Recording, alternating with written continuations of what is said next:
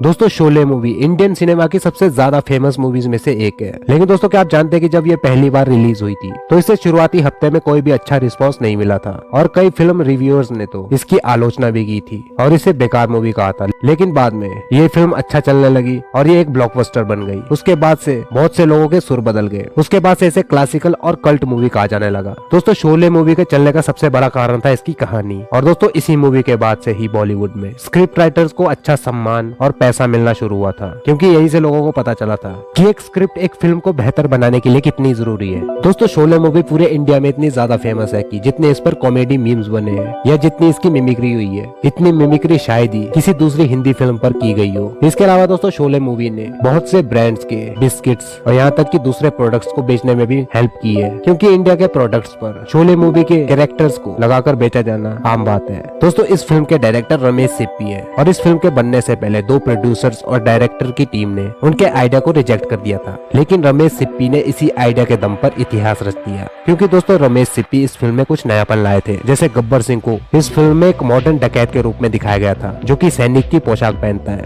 लेकिन अगर इससे पहले की फिल्मों को देखा जाए तो उसमें डकैत या डाकू धोती या कुर्ता पहनते थे, लेकिन इसमें कुछ नयापन था। दोस्तों रमेश सिप्पी ने इस फिल्म को बहुत ही ज्यादा दिल से बनाया था। इस फिल्म में एक फेमस डायलॉग था जो गब्बर के द्वारा बोला जाता है, कितने आदमी थे। दोस्तों भले ही ये सिर्फ 3 शब्दों का डायलॉग था, लेकिन इस डायलॉग को परफेक्शन में लाने के लिए लगभग 40 बार रिटेक हुए थे। इसके अलावा एक और सीन है जिसमें जया बच्चन लालटेन लेकर घर के बाहर आती है और दोस्तों इस फिल्म के सीन को फिल्माने के लिए भी लगभग 20 दिन का इंतजार किया गया था और जया बच्चन को इसे देने के लिए 26 रिटेक करने पड़े थे, क्योंकि दोस्तों रमेश सिप्पी चाहते थे कि इस लालटेन वाले सीन में उन्हें शाम की एक रोशनी चाहिए थी जो उन्हें नहीं मिल रही थी और फाइनल में 20 दिन बाद वो शाम की ऐसी रोशनी उन्हें मिली जो कि सीन को परफेक्ट बनाने के लिए जरूरी थी। दोस्तों इस फिल्म का बजट लगभग 3 करोड़ रुपए था और अगर आज के समय में इस फिल्म को बनाना चाहे तो रमेश सिप्पी कहते हैं कि इस फिल्म को बनाने का खर्चा लगभग 150 करोड़ आएगा, जिसमें से 100 करोड़ सिर्फ स्टार कास्ट की फीस ही होगी। लेकिन दोस्तों उस वक्त 3 करोड़ में बनी फिल्म में स्टार कास्ट की फीस सिर्फ 20 लाख रुपए थी। दोस्तों इस फिल्म को बेंगलुरु और मैसूर के बीच बसे एक गाँव रामनगर में शूट किया गया था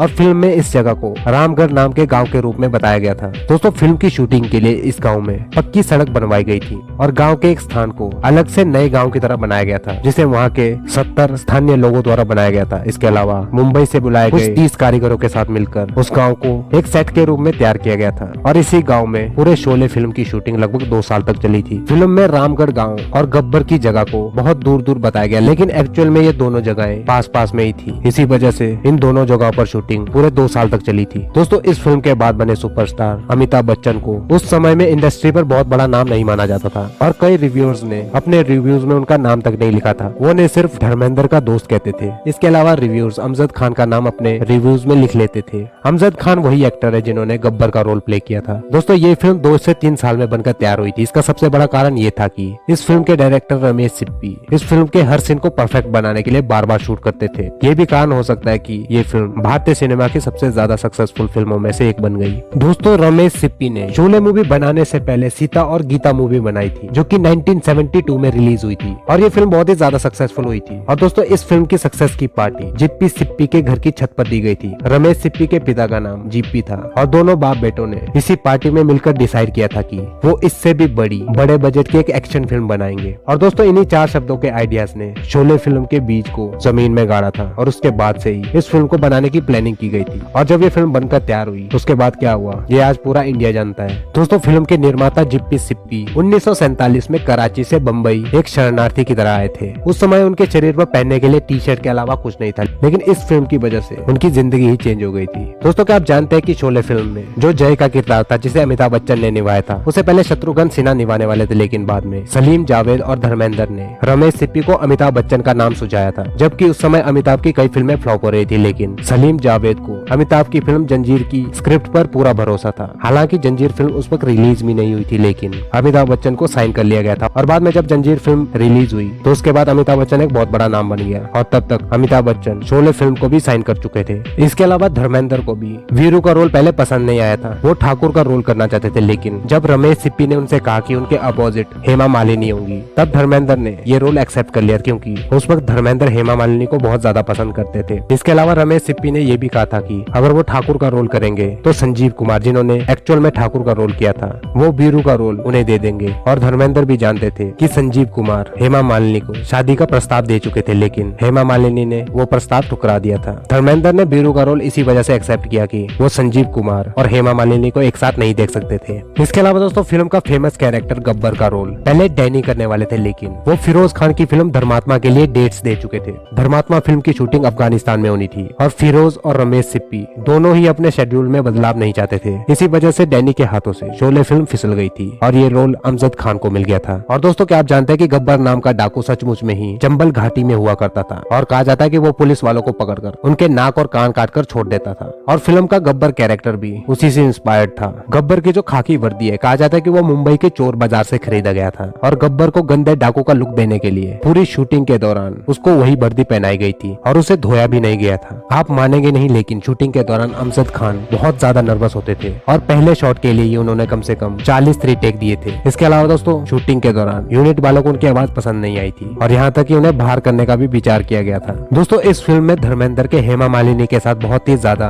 रोमांटिक सीन्स थे और शोले की शूटिंग के दौरान हेमा मालिनी के साथ बार बार सीन करने के लिए धर्मेंद्र लाइट बॉय को पैसे देकर अपने सीन खराब करा लेते थे, ताकि धर्मेंद्र को हेमा मालिनी के साथ बार बार रोमांस करने का मौका मिल सके। बाद में दोस्तों धर्मेंद्र ने हेमा मालिनी से एक्चुअल में भी शादी की है। दोस्तों शोले फिल्म की शुरुआत में एक बेहतरीन सीन है जिसमें जय, वीरू और ठाकुर गुंडों से ट्रेन में सफर करते हुए लड़ते हैं। दोस्तों ये सीन लगभग 7 सप्ताह की शूटिंग में पूरा हुआ था और आज इतने टाइम में पूरी फिल्म की शूटिंग हो जाती है। दोस्तों इसे मुंबई और पुणे रेलवे स्टेशन के रूट पर फिल्माया गया था। दोस्तों इस फिल्म का म्यूजिक R.D. बर्मन ने दिया था और R.D. बर्मन 70 के दशक में बहुत ही ज्यादा व्यस्त और लोकप्रिय म्यूजिक डायरेक्टर थे और उस समय उनसे टाइम लेना बहुत ही ज्यादा मुश्किल था। दोस्तों शोले 70 mm पर रिलीज होने वाली पहली हिंदी फिल्म थी। 70 mm, उससे पहले ज्यादातर फिल्में 35 mm पर ही रिलीज होती थी। ये पहली फिल्म थी जो 70 mm पर रिलीज हुई थी। दोस्तों इस फिल्म में बहुत ही ज्यादा कैरेक्टर्स हैं जो कि बहुत ही ज्यादा आइकॉनिक रहे थे, जैसे अंग्रेजों के जमाने के जेलर जिनका रोल मशहूर एक्टर असरानी ने निभाया था, वो बहुत ही ज्यादा फेमस हुआ था। इसके अलावा मैकमोहन का सांबा का किरदार, जिनका डायलॉग होता है कि पूरे 50,000। अरे ओ सांबा, कितना इनाम रखे हैं सरकार हम पर? पूरे 50,000। सुना?